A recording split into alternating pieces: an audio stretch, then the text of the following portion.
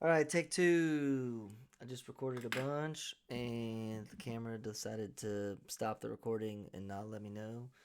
And so then I just kept talking for like an extra 15, 20 minutes, and I had no clue.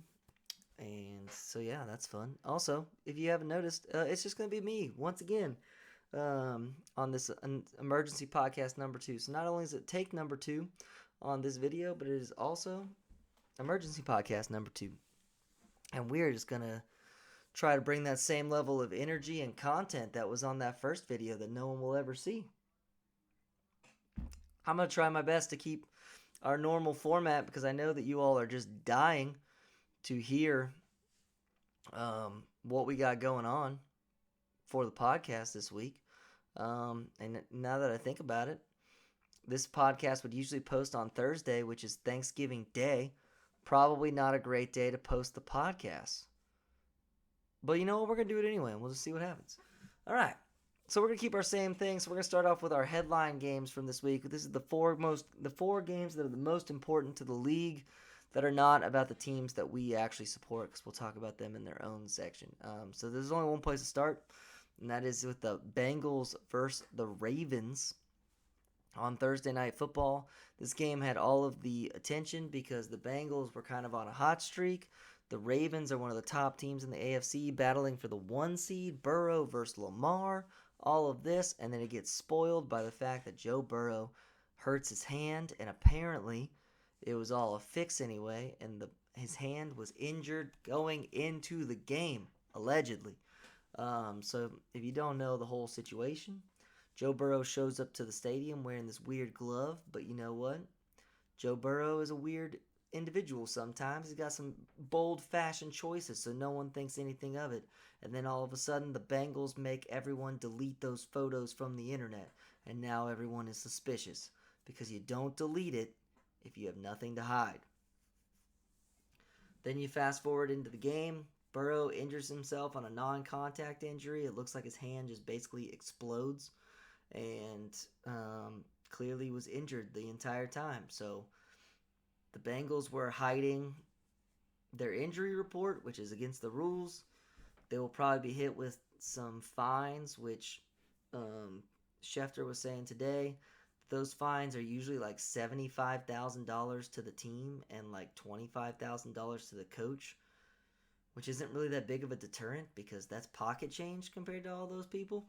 Now, if it affects their draft picks, then that's going to be a big deal. But don't expect to have any resolution on that anytime soon. We're still waiting for the Bijan Robinson incident with the Falcons from earlier this season, so this probably is going to take weeks, if not months. Probably not going to happen until even the season is over. But there's going to be a thorough investigation, apparently, and on the Bengals. The reason why they got to do that is it's real shame to all the fantasy football owners out there that had Joe Burrow that boom, there goes your season. He's injured, he's done. Um, to all of the degenerates like me out there with the gambling, like you probably don't put your money on the Bengals if they're playing the Ravens without Joe Burrow. Probably a pretty bad combination. And through that, the CEO, owner, whatever you want to call him, of Barstool Sports, Dave Portnoy, is apparently filing a class action lawsuit against the NFL and the Bengals for this. So he apparently had a $100,000 bet on the Bengals because that's how much money Barstool makes, which is just insane. Every week he posts some ridiculous bet that he does for hundreds of thousands of dollars. And he put 100 grand on the Bengals and lost immediately. So sucks to be him. But also, apparently he's rich enough to throw away $100,000. So that's really not any skin off my back. All right, we'll keep it in the other AFC North battle because that's the division right now where it's where you want to be watching. The Browns beat the Steelers in the worst game to watch in NFL history, where both these offenses are just absolutely pathetic. The only reason why the Steelers even scored a touchdown was because they got a lucky 75-yard touchdown run. The Browns at least kind of would move a ball every once in a while, but DTR is not the future. So you know what they're doing? They're going all in. They're going to win the Super Bowl by bringing in MVP Colin Kaepernick. Nope, not Colin Kaepernick. Okay, then they got to be bringing in runs a 4.340 Robert Griffin III. Also, no, we're gonna bring in 39-year-old Joe Flacco, Super Bowl winning, Super Bowl MVP Joe Flacco, who knows how to win behind a good defense and just protecting the football. I mean, the last time we saw him play was for the Jets, and he looked old as dirt.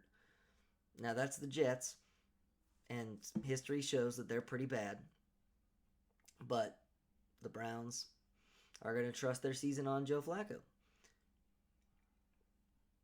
They play the Broncos this week, which I don't know if Joe Flacco is going to play week number 1. We'll find out. But if so, it's going to be pretty tough for Joe right off the bat.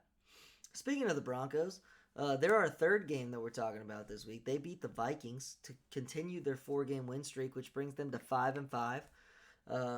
Sean Payton has them playing really good complementary football. The defense is flying around the field. They're causing turnovers. They're hitting people so hard that they're getting suspended for the 3rd time this season. Shout out Kareem Jackson for getting his another 4-game suspension on the first game that he's back from a 4-game suspension that it got brought down to a 2-game suspension. So he has not learned his lesson. Russ is, we wouldn't say he's necessarily cooking, but he's protecting the football and playing complementary football to his good defense. It's kind of crazy to think that the Broncos gave up 70 points at one point this season, and now they're like having one of the best defenses in the league over the past 4 weeks. Cortland Sutton is having a really good year. He's 2nd in the league in touchdown receptions. Maybe 3rd. 2nd or 3rd in the league in touchdown receptions. So Broncos kind of got it figured out, and they could actually be a problem. You look at this AFC playoff field. The Ravens are probably the most complete team because they've got a pretty good defense and a pretty good offense, but the Ravens have been just proven over the years that if they can't run the football, then their offense is pedestrian at best. So is there a team in the AFC that can stop them? I don't know. The Chiefs' offense is pathetically bad, especially in the second half where they don't score. More on that later. So the Bills and Bengals, well, the Bengals probably won't make the playoffs. The Bills, who knows? The Texans are currently a playoff team. CJ Stroud is awesome, but they're definitely a beatable team as they almost lost to the Cardinals this week. The Jaguars, Trevor Lawrence can be a turnover machine sometimes, so that plays in. So the Broncos are a team to watch out for, especially in that AFC playoff race. All right, and finally our 4th game is going to be the Lions surviving the Bears. That brings them to the 2nd best record in the NFC, I believe. And it was just a big, exciting game. They were down the whole time. Goff started off the game terribly. Excuse me, sorry. He had 3 turnovers.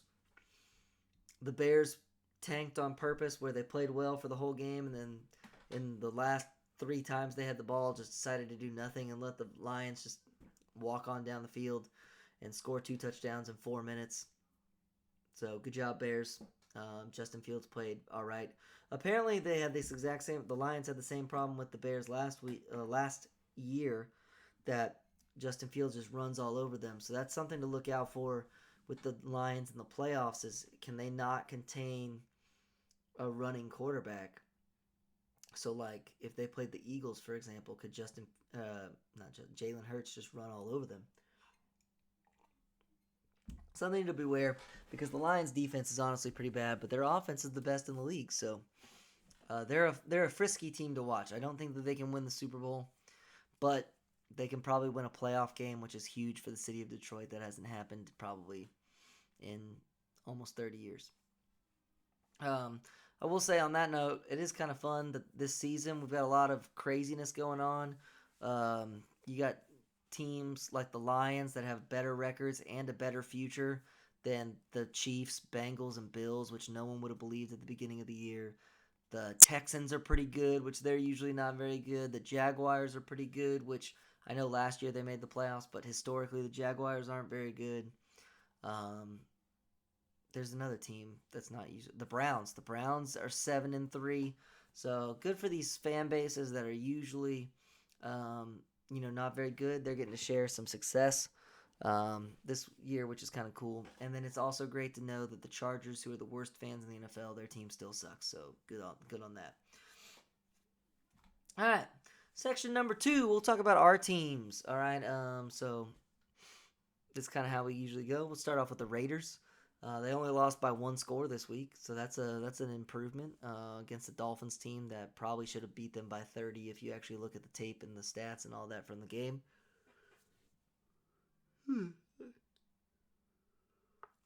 I am sorry. It is really late after that first recording just failed on me. But yeah, they only lost by 1 score. They were kind of in the game. They look like they're at least playing more for the team or for their coach. They're giving the ball to Devontae Adams more, which is probably a good strategy. Aiden O'Connell, we'll find out over the next few weeks if he's actually the guy. They're playing the Chiefs this weekend, which is a big game for both teams, really, with what's going on with their seasons. So we'll see how that goes. The Cowboys is another team we support. They're continuing to dominate bad football teams. Literally every time they play a bad football team, they win by 20 plus points. They are the easiest people to bet the spread on. If it's a bad team, take Dallas no matter what, and it's a guaranteed win. Their pass rush looked good. Micah Parsons finally had a game where he had multiple sacks. Deron Bland tied the NFL record for pick sixes with 4 with quite a few games left to go, so there's a chance he can break it. He could probably break it this weekend because Sam Howell likes to throw picks. I don't know what the offense for the Cowboys didn't even look that good, and they scored 26 points. So Dallas is starting to figure it out. They've got a big game coming up in the future against the Eagles, because the Eagles probably will drop a game or two. They probably should have lost a game on Monday night, but who's to say what actually happened there? Yeah, we'll see how that kind of goes. On that note, though, the Cowboys playing the Commanders on Thursday, on Thanksgiving Day. The Commanders are one of the most sacked teams in the NFL, so you probably put advantage on the Cowboys. I actually think Deron Bland is going to break the pick six record on Thanksgiving Day because of how well the Cowboys rush the passers. Bland can just sit on all those short routes. He doesn't have to worry about anyone getting over the top of him. And so, yeah, we'll see how that goes. Hopefully the Cowboys win on Thanksgiving and make it a good Thanksgiving. Let's see. The Falcons and Saints were both on a bye week this week. They're about to play each other this upcoming weekend, in Atlanta. We had joked or talked about this was going to be the game that we were going to go to. I guess that's not going to happen. The Falcons have announced that they're going back to Desmond Ridder, which is an interesting choice, if you ask me. I think Taylor Heineke is significantly better and has way more experience, and the offense just looks better. And the Saints, who knows what's going on with them? I don't even know. Is Michael Thomas in jail? Can he play? He assaulted someone. Who knows? How is Derek Carr doing? Is he injured? I have not really paid attention to the Saints in their bye week. But I'd still take the Saints to beat the Falcons with Desmond Ridder playing quarterback. I bet Taylor Heineke comes in the third or fourth quarter because Ridder plays that bad. All right, let's get to the game that everyone wants to talk about. Okay, the Chiefs lost to the Eagles in a rematch of Super Bowl 52. No, 57? I don't know. Whatever year. That's Super Bowl. It's got to be 57 because LVII. 57. And yeah, you know what? It's just one of those. It was a very frustrating game to watch, obviously, as a Chiefs fan. They played pretty well to start honestly, pretty much the best first half you could ask from the Chiefs. They, especially at the end of the first half, where they scored a touchdown, gave the Eagles the ball back, held them to a real quick 3-and-out, used the timeouts well, got a good punt return kind of going, decent drive, picked up a big third down, got into field goal range. Bucker hits a huge, hard field goal in that weather last night to go up 10 points. And then we see what we keep seeing in the second half from the Chiefs, and that is that they just don't score points. If you actually look at the statistics, the Chiefs are the worst second half offense in the entire league. They are 32nd out of 32. They are averaging 5.3 points per second half, which is worse than the Jets and the Steelers and everybody. But like, you just think about how bad is that Jets offense, how bad is that Steelers offense, how bad is that Bears offense, and they're scoring less points than them in the second half. So they're never going to be blowing people out by halftime, especially against good football teams. They've only scored 7 points in the second half across their past 4 games. That's not a very good stat, if you ask me. Some of it was just not luck. Like, it was just some bad luck. There was a bunch of drops last night. There was a couple holding calls, which were good holding calls on big plays. Like, I'm not blaming the refs in any way, shape, or form. We held. They called it. It was whatever.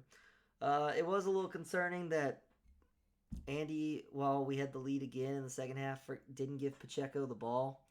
The whole reason why we beat the Eagles last year in the Super Bowl was Pacheco ran really well in the second half of that game. And in the first half of this game, Pacheco was running the ball really well. We scored 17 points. And as soon as we get away from the run game and we're just passing on every down, the Chiefs wide receivers, it's just hard to say. They're just not good enough. The Chiefs wide receivers are not good enough this year to be a pass-heavy offense. I know that's really hard for these modern coaches, and Andy Reid is one of those to do because they love the pass game. They love that West Coast offense, but sometimes you got to, go Kyle Shanahan style and just rely on your run game, and then your play-action pass, right? That sets up the pass game way, way better. From my experience of watching Mahomes over the past few weeks, you can see he doesn't trust his wide receivers at all. He very commonly has a guy open and will throw the ball. He'll double clutch and throw the ball late because he's just afraid of throwing it to this guy because he's afraid he's going to catch it. Justin Watson had 3 drops last night, one of which was on 4th and 25. MVS with obviously the big touchdown drop. But honestly, MVS has played pretty well this season and made some big catches. We don't really have that good of a deep threat, and it just sucks that the one time that we had a guy open deep and Mahomes actually threw it to the right spot, because Mahomes has been struggling on his deep throws this year. It kind of sucks that his one throw that was actually kind of on the money, that would have been for taking the lead with 1 minute and 16 seconds left touchdown, that was dropped. That's kind of a big deal.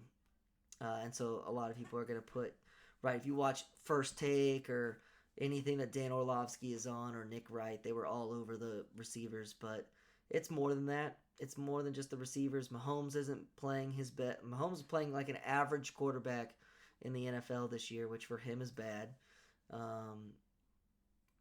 Jawan Taylor is really struggling in pass protection. He's a very good run blocker, but he's struggling a lot in pass protection.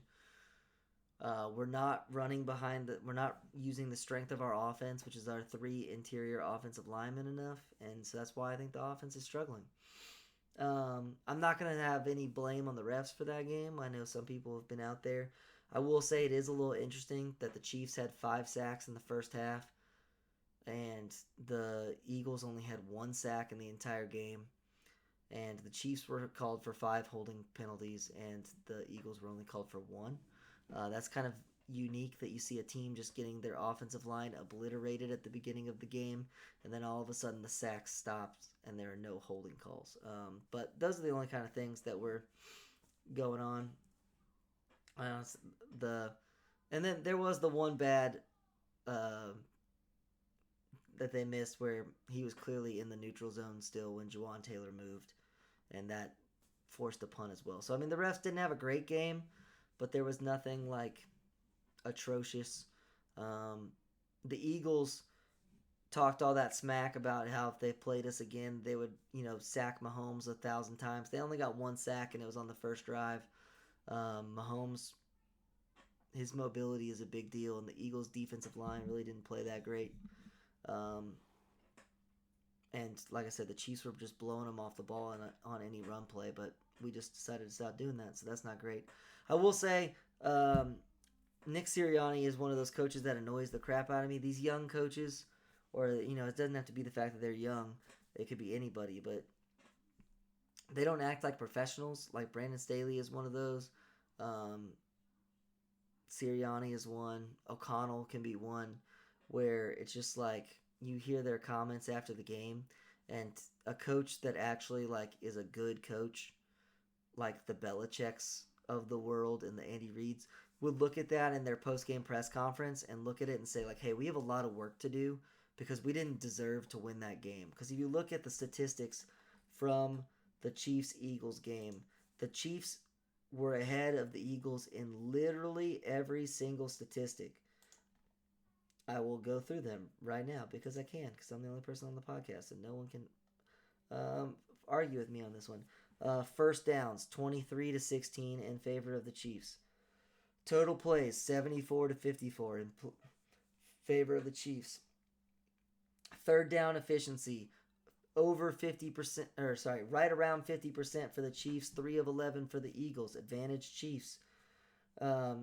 Total yards, 336-238, advantage Chiefs. Yards per play was even, 4.4 to 4.5, but technically advantage Chiefs. Passing yards, 168 to 124, advantage Chiefs.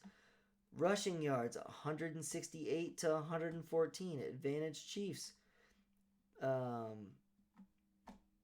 Penalties, the Eagles had 61 yards to the Chiefs 55. So, I mean, the penalties were pretty even.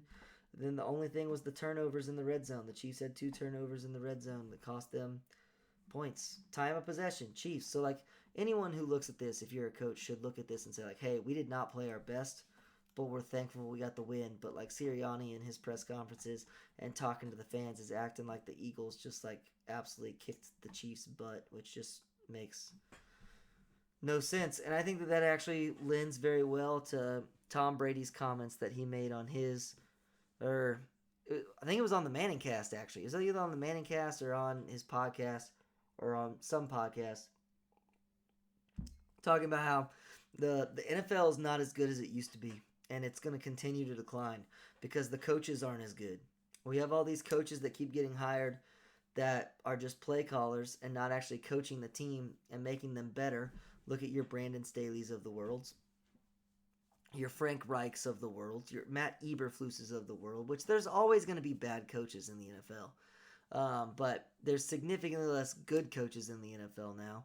And all of these rule changes and things are just making it to where the people aren't being coached well. He talked about in his interview that there are certain throws that you would never throw against certain defenses because you're going to get your player murdered and they're going to get injured, and that didn't used to be a penalty, and it shouldn't be a penalty because it should be the quarterback's job to protect the wide receivers. We preach that on here all the time.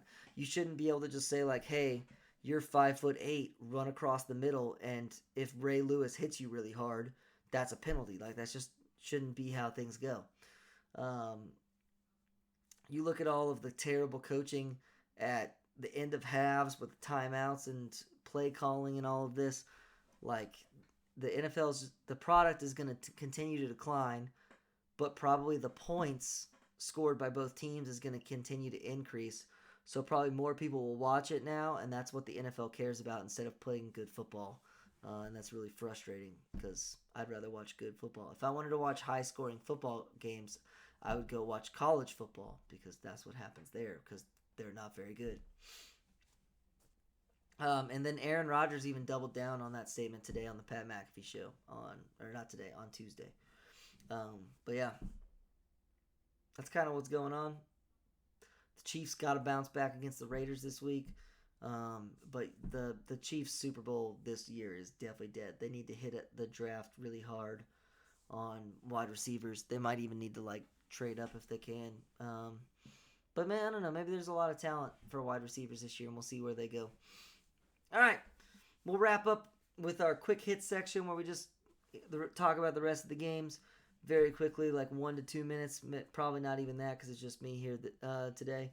And then we're not going to have the gambling section at the end because no one's here to make their picks. So no picks this week. All right, the Packers beat the Chargers. I love watching the Chargers lose, and I usually like to criticize Justin Herbert when he can't close a game out at the end. But this one's not Justin Herbert's fault. Lots of drops, turnovers that weren't his fault. Can't do anything about it. Good for Jordan Love. Probably played his best game in the NFL because the Chargers defense is that bad.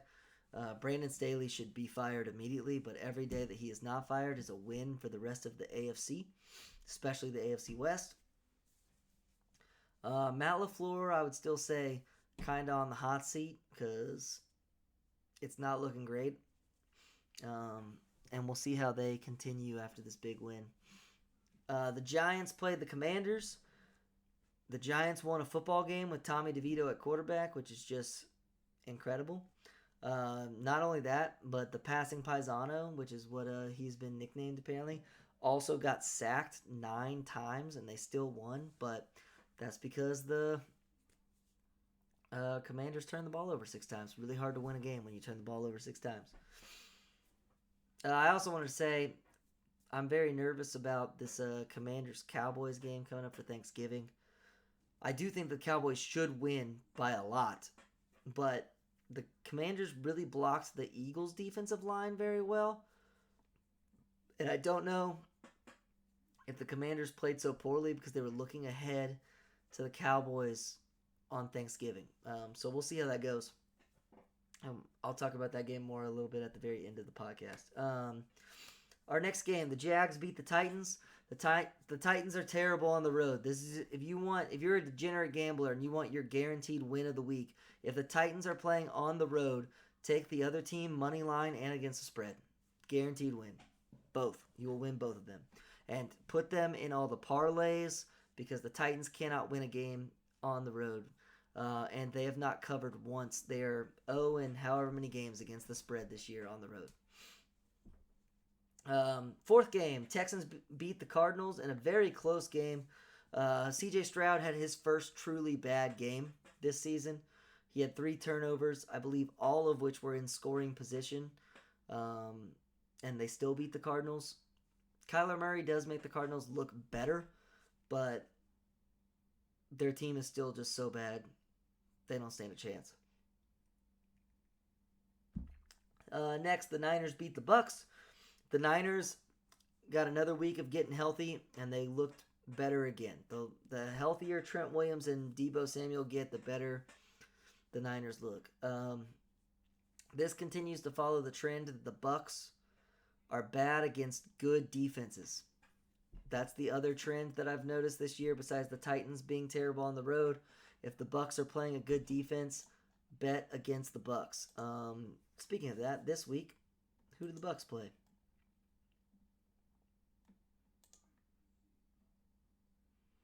It's not loading. They play the Colts. Colts don't really have that good of a defense, so that would be a stay away game from me. Second to last, the Bills whooped the Jets. Zach Wilson has been benched for a second consecutive season to the third string quarterback. This is another game where you look at it and everyone talks about how good the Jets defense is, and they've got some games where they play good, some where they don't. And this is one of those. They're probably a top 10 defense, which is a good defense, but they're closer to 10 than they are to 5. They're probably like the 9th or 10th best defense in the league, the Jets are this year. And finally, the Rams and the Seahawks. The Rams continue to have the Seahawks number. I think the Rams have won the past 4 games against the Seahawks. This game looked identical to the first time that they played, where the Seahawks got nothing in the second half. The Rams made their adjustments. They came back. They won the game. It was low scoring. The Rams are actually pretty decent when Matthew Stafford plays. It's kind of incredible where if you have a Super Bowl winning quarterback that you can win football games. I think it's going to be too little too late for the Rams, though, at this point in time. The Rams are currently sitting at 4-6, so yeah, they're not making the playoffs for sure. And honestly, the Seahawks, if they don't pick it up, they might not make the playoffs either. Okay, you know what? We'll do a short gambling section just to throw some things out there. There's not too many games that I like this week against the spread because of the short weeks. But I do have a couple that I like to throw out there. For one, it's just fun to talk about the Thanksgiving games. I think that the Packers are going to cover the plus 7.5 in the early game against the Lions. I think the Cowboys will win and cover against the the Commanders at 10.5, and I think the Niners cover the 6.5 against the Seahawks on the road. I don't really think the Seahawks have really played that well at home this year. And then there are 3 point spreads that I liked for this week. I think that the Bucks and Colts are going to go over 43 because neither of their defenses are that good and their offenses can pass the ball pretty well. I think the Browns-Broncos game is a lock for an under, even though it's only at 36.5, because the Broncos offense really doesn't score that many points. And I don't think even with Joe Flacco on 1 week isn't going to score that much on the Broncos defense, and if it's DTR, then they definitely won't. The only thing I'm nervous about that game is defensive touchdowns. And then I think that the Eagles and Bills are going to go over 47.5. The Eagles' defensive line is very, very good, but Josh Allen is a quarterback that's mobile enough to beat the rush, and their secondary, the Eagles' secondary, is really not that great. And the Bills have a much better receiving core than the Chiefs do. So I think that the Bills can definitely score 21. And the Bills' defense is so bad that the Eagles are just going to just walk all over it. So I think they score probably 28. I'm going to predict the score of that game to be like 28-24. And that'll hit the over. And so you know what? That's going to do it for us. Like I said in yesterday's episode, everyone should be back next week. We'll have a full barn. Who knows? You might see a bonus episode from this past week if we have a chance to film and get everybody together. Have a good one. I hope you all have a fantastic Thanksgiving and Black Friday and Saturday, and just watch football every day for the next 5 days, because we have football for the next 5 days, and just enjoy it while you got it. We'll see you next week on the Football is King podcast.